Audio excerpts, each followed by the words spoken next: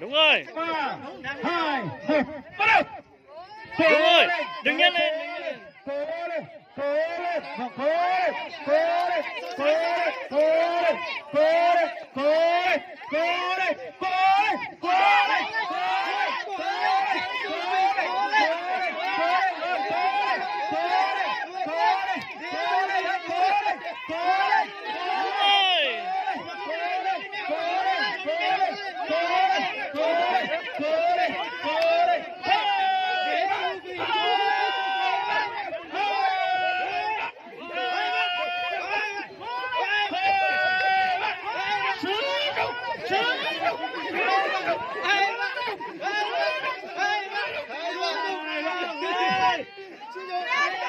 Sao chẳng bị.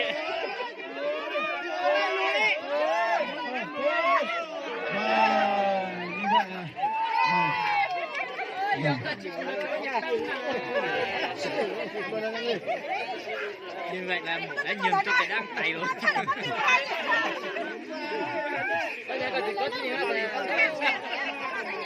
Chúc mừng ngày hôm nay. Bên tôi chỉ lâuเลยsố à. Sử dụng.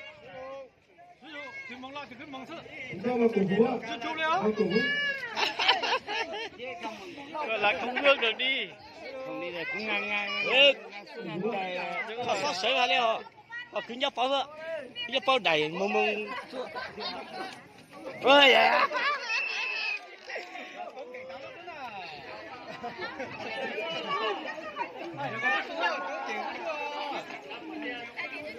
Bây giờ Có cả chưa? ra ngoài đi. Như thế là chưa ra ngoài đâu. Như bỏ cây thôi. Bỏ ngay thôi. Bỏ cây thôi. Có bó trước các bạn. Đúng rồi, vào đây. Vào luôn đi. Bỏ cây là thua mà.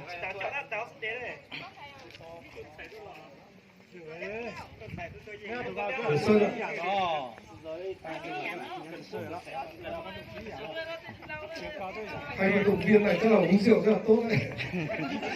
Cái gì cũng tốt hết. Thì nhớ chút rượu nha.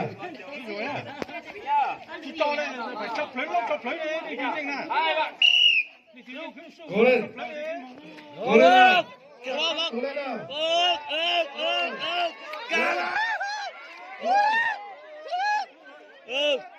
Cô cho sửa đi. Nào khác cô lên. Tôi từ cần lâu một lâu.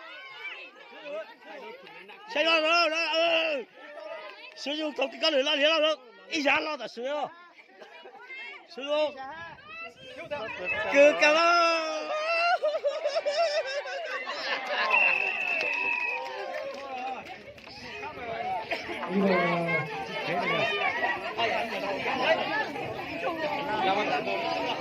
Hà nó bắt tẩn vào các su lại khác nhá. Hà nó bắt tẩn đâu ạ? Su lại khác ạ. Chúng ta vào đấy, khẩn trương đây.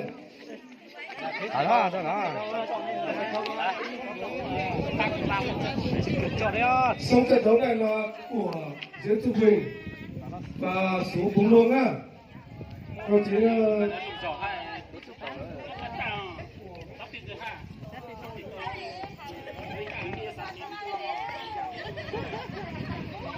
chúng ta cổ vũ thật nồng nhiệt cho hai vận động viên nào. Cố lên.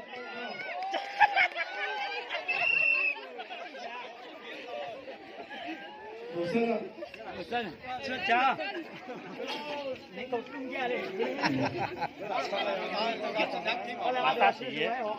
Massage gì ạ? Chị mua à? Chúng ta cổ vũ à. Bắn nổ bỏ đi. 1, 2, 3. Cố lên. Cái cao siêu ơi, lại đi lo nữa. Ôi giời.